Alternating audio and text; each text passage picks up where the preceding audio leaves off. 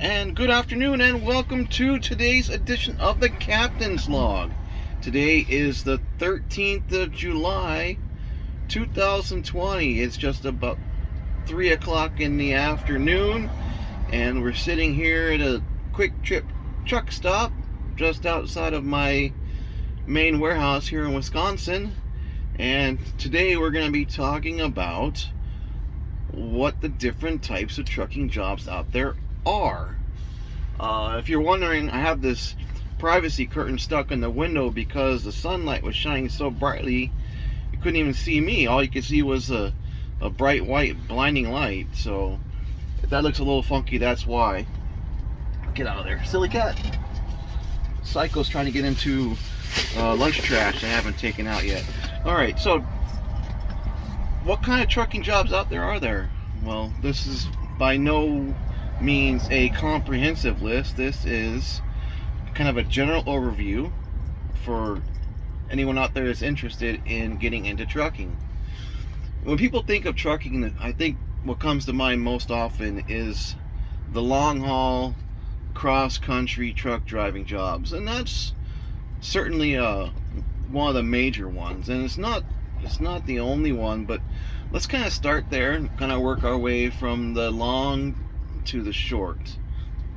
So basically the way OTR or over the road works, depending on the company, you'll get assigned a trip where you'll drive, let's say, from a pickup location, let's just say Miami, Florida, and you go from there, and you say you're going to make a delivery in Bangor, Maine. It's quite a long trip right up the eastern seaboard. And then from Bangor, your company is going to be looking for some freight. Now, I don't know much about the freight market up there in Maine, but I know farther down south, New York, Boston, there's a lot of freight coming out of those locations because, of course, you got the major ports, the airports, and the seaports. So your company's going to trying to find you another load going somewhere else. It might be going back to Miami. It might be going to San Diego. It could be going anywhere. Over the road truly means over the road. Some companies, not all, but a vast majority of them, also service Canada and Mexico. So you could pick up that load in Bangor, Maine, go to Chicago, drop that load, and then go from Chicago up to Toronto down to Dallas. So it could be anywhere. It's all over the country. Some companies don't go into Canada. Some do. I personally never crossed the border. I've heard it's kind of a pain in the neck, especially for someone who's never done it before with the load, either going to or coming from. I can't speak for how that works out for everybody. I can only speak out from what I've heard, and I've heard it's just a real big giant pain in the butt, especially now with the corona stuff going on. So we'll see how that changes as the world starts to open up again. Next, after over the road, comes regional. Regional is just what it says, region. Depending on the company you work for, you could be in a region that's, say, the Northeast region. So you might cover, let's say, from Pennsylvania into Ohio, and then north up into New Hampshire and Vermont. That might be a region. Or like the North Central, which is where I'm at. So my region basically covers the Upper Peninsula of Michigan, Wisconsin, Minnesota, Iowa, North Dakota, South Dakota, and that's pretty much my area. Now, every company is different. A region might be a big region, like, say, for example, west of I-35. If you look at a map of the United States, I-35 basically runs from Minnesota straight down to Louisiana. So if you were to cut the country in half, west of I-35 would include all those states like Colorado and Wyoming and Utah, California. So that's kind of basically a regional is a geographic designation where you'd be covering a certain area of the country. It all depends on where your company goes and where your freight's going. Um, and then of course there's like the local deliveries. Local deliveries are wide ranging from covering a couple of states where you operate from a central hub. And let's say, for example, let's just pick one at random, Pepsi. So if you're working for Pepsi and you're in Minneapolis, so you might cover anywhere from Minneapolis to, let's say, Brainerd, which is about hour and a half, 2 hours north of Minneapolis, and you cover accounts in that area. Also, local delivery is also when you think of like companies like GB Hunt has they call it final mile, and that basically means you are coming usually in a day cab truck where you have a hub location and you go deliver to your customers in that area. Some customers that are not quite equipped and set up to receive big trucks, so they might have a smaller, let's say a 24-foot box truck. And local delivery ranges from your big over-the-road type trucks all the way down to your package vans like UPS or FedEx. So it all depends on what company that you work for. And then what I do, I'm what's called a dedicated driver. So I have a dedicated customer that I service, and that's the only customer I service. And it's a grocery store chain, and it covers basically that, like I said, like 5-6 state area for the grocery stores that are in that area. We have a central location, which is in Wisconsin, and then we branch out, kind of like the hub and spoke system, like an airline would use. And that's what I do. So I only have one customer, obviously multiple locations. I mean, last night I was in Milwaukee. I had 4 deliveries in Milwaukee area. Tonight, actually, when I start my day, I'm actually going to be going up into Grand Rapids, Minnesota, which is kind of north central east Minnesota, up towards Duluth area. So that's my stuff tonight. And I wasn't supposed to be going home today. I asked actually to go home tomorrow. Well, let me rephrase that. I wasn't supposed to go home Wednesday morning. I wanted to go home Thursday morning since I work nights. Today is Tuesday, of course. But once I start work at about 7 p.m., by the time I get done, it'll be Wednesday morning. And I didn't want to go home until Thursday morning. So I wanted to take Thursday and Friday off because my Fridays basically are paydays, and because being an owner operator, I have to submit a bunch of paperwork to my accounting service, and I don't have access to my downloadable and printable settlement paperwork that needs to go to the accountant.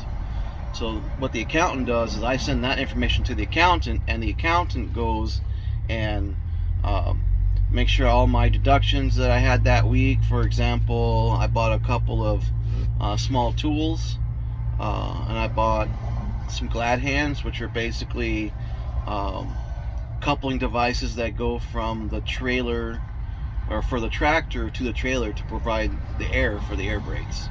And mine are getting kind of worn. They're I don't know if they're original to the truck, but they're pretty old. And so I decided I was going to go ahead and replace them, because the other day I had an air leak coming out of one of those hoses, so I replaced the hose with a temporary fix. And this weekend I'm actually going to be putting on brand new air lines, both of them. And I haven't decided yet whether or not I'm going to add a new electrical cable for the trailer lights yet. But I probably won't do that this week. I'll probably do that next week. And the reason why is because, like anything, it occurs wear and tear as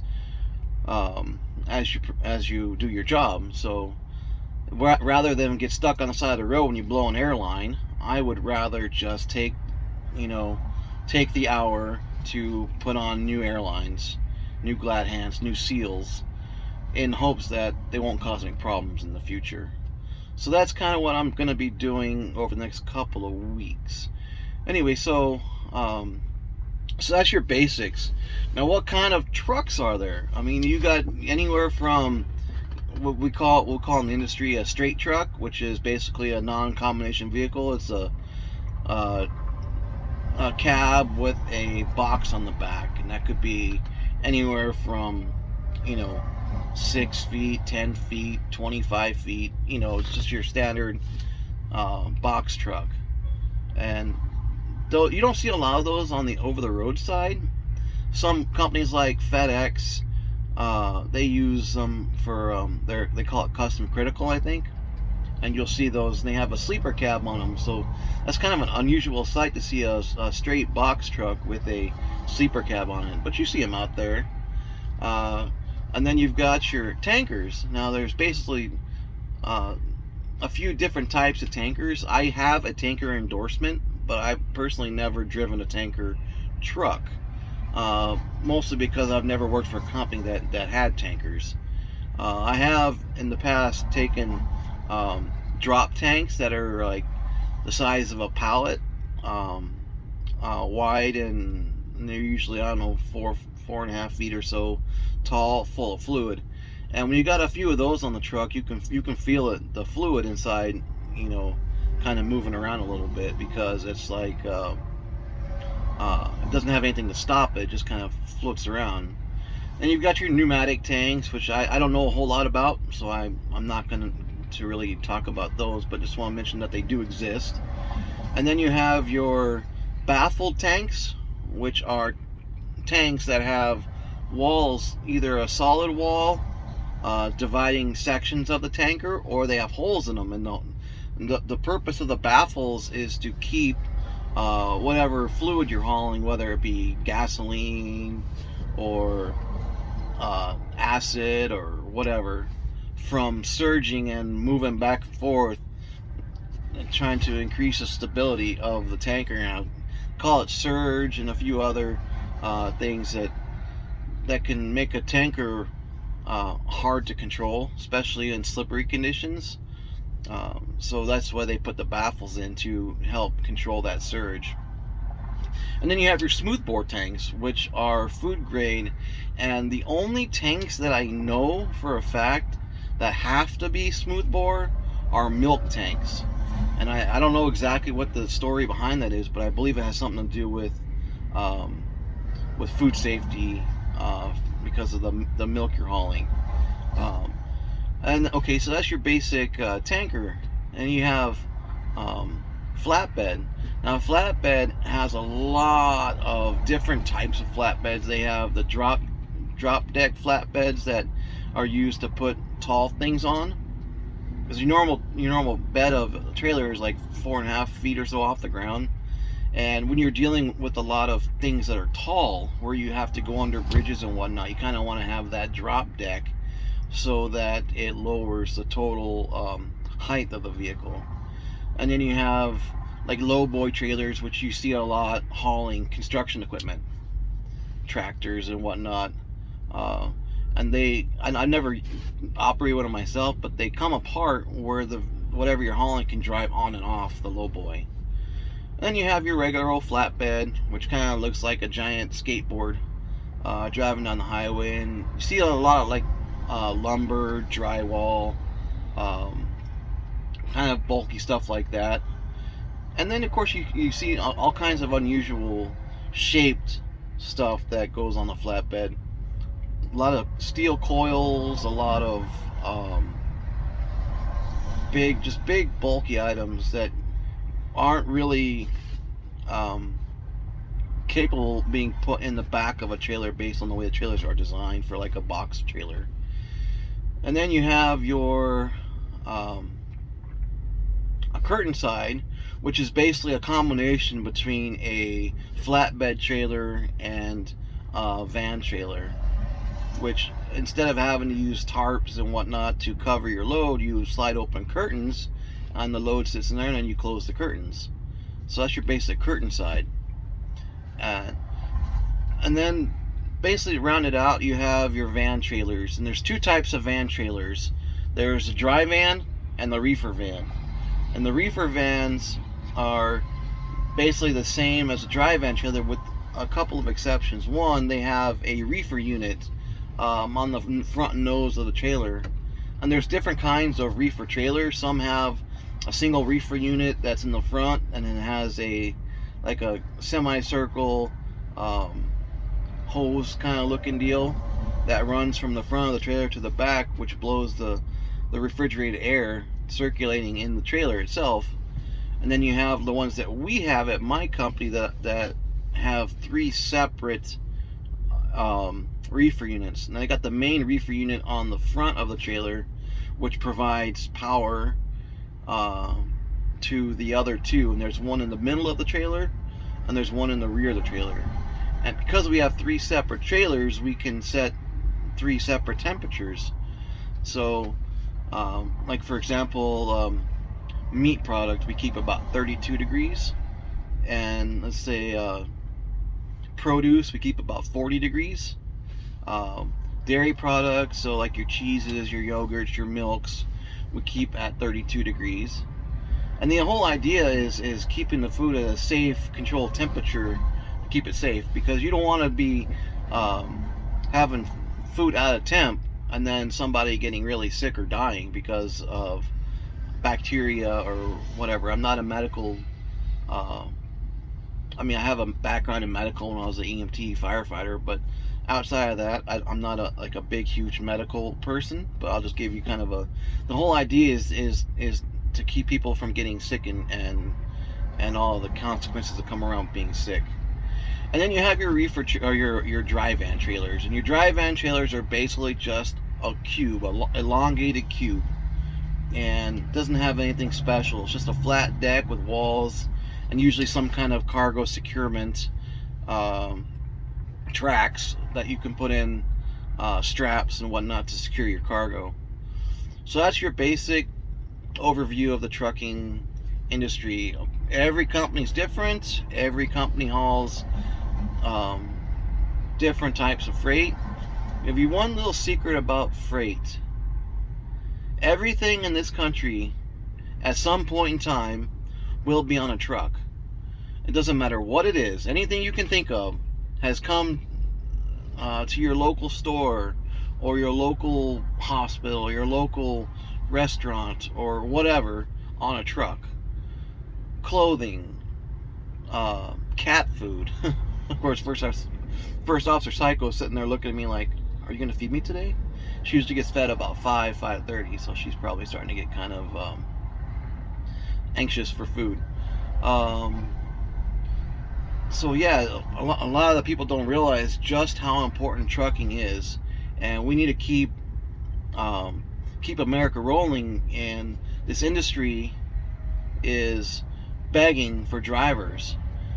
There's a lot of freight out there that needs to get moved, and a lot of drivers out there are getting to the age where they're coming to the end of their careers. So just like in the aviation world, you're dealing with shortages of people retiring. So you got a lot of young people aren't coming into the industry, and there's who knows a myriad of different reasons why. And the life of a trucker can be fun, it can be stressful, it can be dangerous. And most of these kids now, they're going into college and they're coming out with their little associate's degrees and bachelor's degrees, but they don't have any skills. And they get these little entry-level jobs where they're making $20,000-$25,000 a year, barely enough to live on, and then they're coming out with mountains of student loan debt. And this job's not for everybody, I'll grant you that. But I will say that if we don't start getting more young people coming into this industry, I'd say within the next 20 to 25 years, unless some kind of magical Star Trek replicators come online where you don't need trucks to haul stuff anymore, we're going to be hurting for drivers. And you can spend anywhere from let's say at a minimum of probably $2,500 anywhere up to $15,000 to get your Class A CDL. And first year, you'll probably do, 50, 55,000.